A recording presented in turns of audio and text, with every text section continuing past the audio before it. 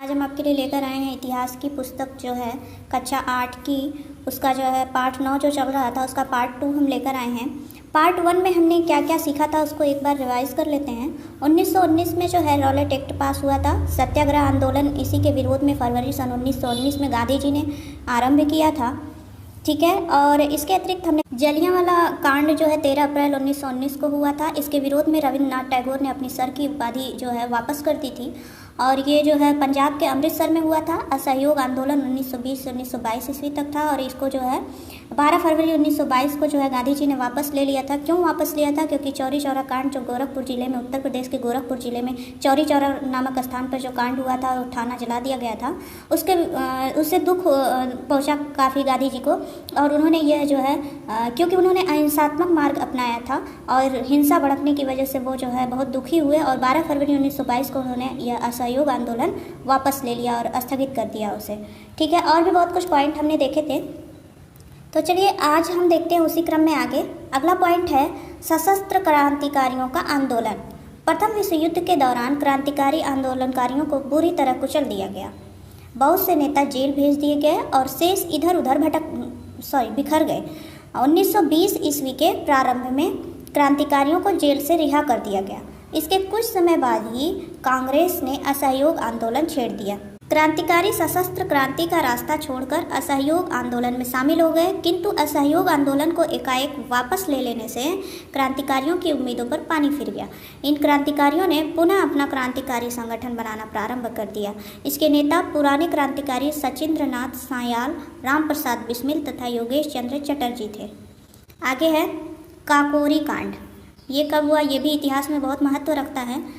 देखते हैं। अक्टूबर 1924 ईस्वी में क्रांतिकारी युवकों का कानपुर में एक सम्मेलन हुआ और हिंदुस्तान रिपब्लिक एसोसिएशन का गठन किया गया। इसमें देश से अंग्रेजी सत्ता को जड़ से उखाड़ फेंकने तथा भारत को स्वतंत्र कराने का संकल्प लिया गया। संघर्ष छेड़ने के लिए धन का अभाव था, अतः इन क्रांतिकारियों ने 9 अगस्त 1925 को लखनऊ के निकट काकोरी में एक रेलगाड़ी को रोककर सरकारी खजाने को अपने अधिकार में ले लिया। बाद में वे पकड़े गए।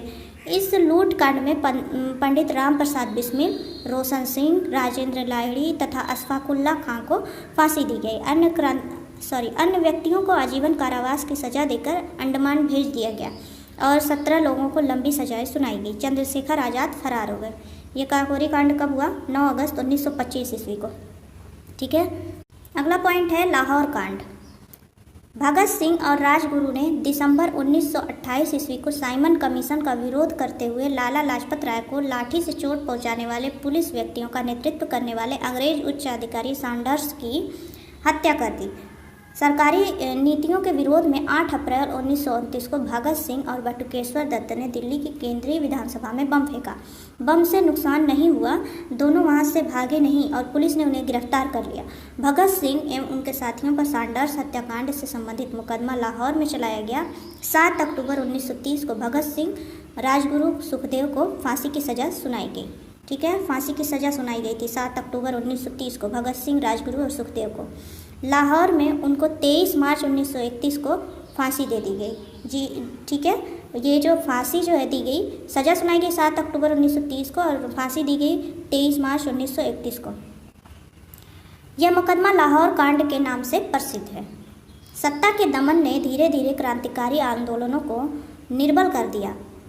27 फरवरी 1931 ईस्वी को इलाहाबाद के अल्फ्रेड पार्क में मुठभेड़ के दौरान चंद्रशेखर आज़ाद शहीद हो गए। वर्तमान में अल्फ्रेड पार्क का नाम शहीद चंद्रशेखर आज़ाद पार्क है। आज़ाद की मृत्यु के बाद पंजाब, उत्तर प्रदेश और बिहार में क्रांतिकारी आंदोलन लगभग समाप्त सा हो गया। ठीक है, ये जो भगत सिंह को फांसी दी गई, ये डेट याद रखिएगा आप लोग, बहुत इंपॉर्टेंट है। आगे है सविनय अवज्ञा आंदोलन 1930 से 1932 ईस्वी तक। साइमन कमीशन 1928 में अंग्रेज सरकार ने भारतीय शासन अधिनियम 1919 ईस्वी की समीक्षा करने के लिए साइमन नामक व्यक्ति के नेतृत्व में एक समिति बनाई। इस समिति में एक भी भारतीय न था। इससे बिल्कुल स्पष्ट हो गया कि अंग्रेज सरकार यह मानने को तैयार नहीं थी कि भारत के लोगों को अपने देश का शासन चलाने का अधिकार होना चाहिए। इसलिए भारत में साइमन जहाँ जहाँ गया वहाँ उसके विरोध में जुलूस व हड़तालें हुई और साइमन वापस जाओ का नारा जोरों से गूंजा। अगला पॉइंट है लाहौर अधिवेशन और पूर्ण स्वराज्य की मांग। 1929 में कांग्रेस का वार्षिक अधिवेशन लाहौर में शुरू हुआ। इस अधिवेशन के अध्यक्ष पंडित जवाहरलाल नेहरू चुने गए।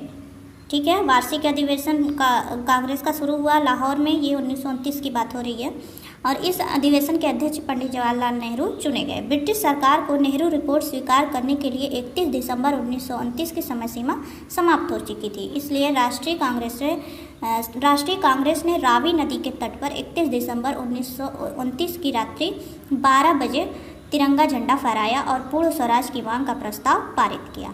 आगे है दांडी यात्रा। दांडी यात्रा इतिहास में बहुत महत्व रखती है। देखते हैं क्या है इसमें। 1930 ईस्वी के कांग्रेस के वार्षिक अधिवेशन में कांग्रेस को सविनय अवज्ञा आंदोलन करने का अधिकार दे दिया गया। अतः गांधी जी के नेतृत्व में स्वराज्य की प्राप्ति के लिए सविनय अवज्ञा आंदोलन प्रारंभ किया गया। गांधी जी ने 1930 ईस्वी में नमक कानून को तोड़कर सविनय अवज्ञा आंदोलन का आह्वान किया। ठीक है, 1930 में नमक कानून को तोड़ा, नमक पर टैक्स बढ़ा दिया गया था, और जिसके लिए जो है गांधी जी को यह कदम उठाना पड़ा। आगे है 12 मार्च 1930 ईस्वी को गांधी जी ने साबरमती आश्रम से अपने 78 सहयोगियों के साथ दांडी की ओर यात्रा प्रारंभ की। दांडी यात्रा कब प्रारंभ की गांधी जी ने? 12 मार्च 1930 को, और उनके साथ कितने सहयोगी थे? 78।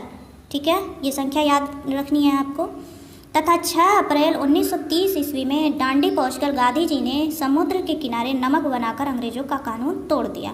6 अप्रैल 1930 ईस्वी को नमक कानून तोड़ा गया। ठीक है, गांधी जी के द्वारा। इस सविनय अवज्ञा आंदोलन में शीघ्र ही बहुत बड़ी संख्या में महिला एवं पुरुष स्वयं सेवकों ने भाग लिया। विदेशी माल का बहिष्कार किया गया। कहीं कहीं किसानों ने लगान देना बंद कर दिया। सरकार ने निर्मम दमन और निहत्थे स्त्री पुरुषों पर लाठी और गोली की बौछार के द्वारा इस आंदोलन को दबाने का प्रयास किया। 5 मई 1930 को सरकार ने गांधी जी को गिरफ्तार कर लिया। इसके विरोध में मद्रास यानी चेन्नई, कलकत्ता और कराची आदि नगरों में प्रदर्शन हुए और प्रदर्शनकारियों की विशाल भीड़ और पुलिस के बीच टकराव हुआ। आगे है खान अब्दुल गफ्फार खान। पेशावर में जनाक्रोश की अभिव्यक्ति कई रूपों में देखने को मिलती है। यहाँ कांग्रेसी नेताओं की गिरफ्तारी को लेकर जनता ने अभूतपूर्व प्रदर्शन किया। इस इलाके में सीमांतवादी खान अब्दुल गफ्फार खान वर्षों से सक्रिय थे। खान अब्दुल गफ्फार खान को क्या कहा जाता है? सीमांतवादी। ठीक है, उनके द्वारा जनता में किए गए कार्यों के कारण अहिंसक क्रांतिकारियों के वीर जत्थे अर्थात खुदाई खिदमतगारों के दल तैयार हुए थे। ये लोग लाल कुर्ती के नाम से जाने जाते थे। सविनय अवज्ञा आंदोलन में इनकी भूमिका काफ़ी सक्रिय थी। इसी प्रकार देवबंद शाखा की राजनीतिक संस्था जमात उलमाए हिंद ने इस आंदोलन में बढ़ चढ़कर भाग लिया। आगे है प्रथम गोलमेज सम्मेलन।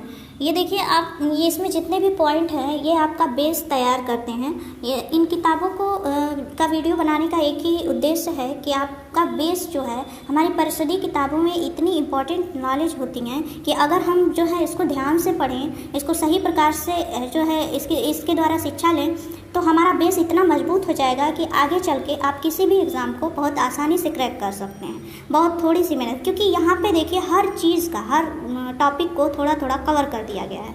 ये बेसिक नॉलेज के लिए बहुत ही इम्पोर्टेंट है। आगे देखते हैं प्रथम गोलमेज सम्मेलन। इस बीच 1930 ईस्वी में ब्रिटिश सरकार ने लंदन में भारतीय नेताओं का पहला गोलमेज सम्मेलन आयोजित किया। इसका उद्देश्य साइमन कमीशन की रिपोर्ट पर विचार करना था। कांग्रेस ने इस सम्मेलन का बहिष्कार किया। प्रथम गोलमेज सम्मेलन कब और कहाँ हुआ? लंदन में हुआ और सन 1930 ईस्वी में। ये इंपॉर्टेंट पॉइंट है। ठीक है, आगे है गांधी इरविन समझौता एवं सविनय अवज्ञा आंदोलन। क्या था गांधी इरविन समझौता? 5 मार्च 1931 ईस्वी को सरकार और कांग्रेस के मध्य एक समझौता हुआ जिसे गांधी इरविन समझौता कहते हैं। गांधी इरविन समझौता कब हुआ? 5 मार्च 1931 ईस्वी को। डेट इंपॉर्टेंट है। गांधी जी ने सितंबर 1931 ईस्वी में दूसरे गोलमेज सम्मेलन में भाग लिया। सितंबर 1931 में दूसरा गोलमेज सम्मेलन हुआ। ठीक है, और अभी हमने पीछे देखा 1930 में लंदन में जो है पहला जो है गोलमेज सम्मेलन हुआ था। अभी आपने देखा यहाँ पर प्रथम गोलमेज सम्मेलन लंदन में 1930 में हुआ था।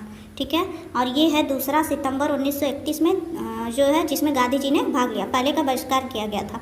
उस सम्मेलन में गांधी जी को कोई सफलता प्राप्त नहीं हुई। सम्मेलन से वापस लौटने पर गांधी जी ने पुनः 1932 ईस्वी में सविनय अवज्ञा आंदोलन प्रारंभ किया। सरकार ने गांधी जी को बंदी बना लिया। द्वितीय गोलमेज सम्मेलन में दलितों के लिए अलग निर्वाचन की व्यवस्था की गई थी। इससे गांधी जी को आघात लगा और उन्होंने आमरण अनशन प्रारंभ कर दिया, क्योंकि ये अलग से जो है व्यवस्था करना, ये बांटने का एक, भारत को बांटने की एक चाल थी, ताकि फूट पड़े और ये लोग आपस में ही लड़ते रहें और हम सही प्रकार से शासन करते रहें। आगे है, अंततः डॉक्टर अंबेडकर और गांधी जी के मध्य पूना में समझौता हुआ, जिसे पूना पैक्ट कहा जाता है। पूना पैक्ट कब हुआ? 1932 ईस्वी में। ठीक है। इसके अनुसार दलितों के लिए विधानमंडलों में स्थान सुरक्षित कर दिए गए, पृथक निर्वाचन का निर्णय समाप्त कर दिया गया। 1934 ईस्वी में गांधी जी ने अपना आंदोलन बंद कर दिया और वह कांग्रेस से त्यागपत्र देकर हरिजनों के उद्धार में जुट गए। आगे है, और भी जानिए, ये कुछ पॉइंट है। महिलाओं ने भी स्वतंत्रता संग्राम में बढ़ चढ़ कर हिस्सा लिया। अरुणा आसफ अली नमक कानून तोड़ो आंदोलन में भाग लेते हुए जेल गई। दुर्गा भाभी ने भगत सिंह को लाहौर जेल से छुड़ाने का प्रयास किया। कमला देवी चट्टोपाध्याय ने सन 1921 में असहयोग आंदोलन में भाग लिया। भीकाजी कामा का कहना था, आगे बढ़ो, हम हिंदुस्तानी हैं और हिंदुस्तान हिंदुस्तानियों का है। इन्होंने अंग्रेजों की परवाह न करते हुए भारत का पहला तिरंगा झंडा फहराया। ये देखिए, इनकी फ़ोटो भी दी गई है। ये महिलाओं के योगदान के बारे में है। और आगे है शब्दावली, सत्याग्रह यानी सत्य के प्रति आग्रह, जन आक्रोश मतलब जनता का आक्रोश एवं गुस्सा। तो ये था पार्ट 9 का पार्ट 2, जिसमें हमने बहुत कुछ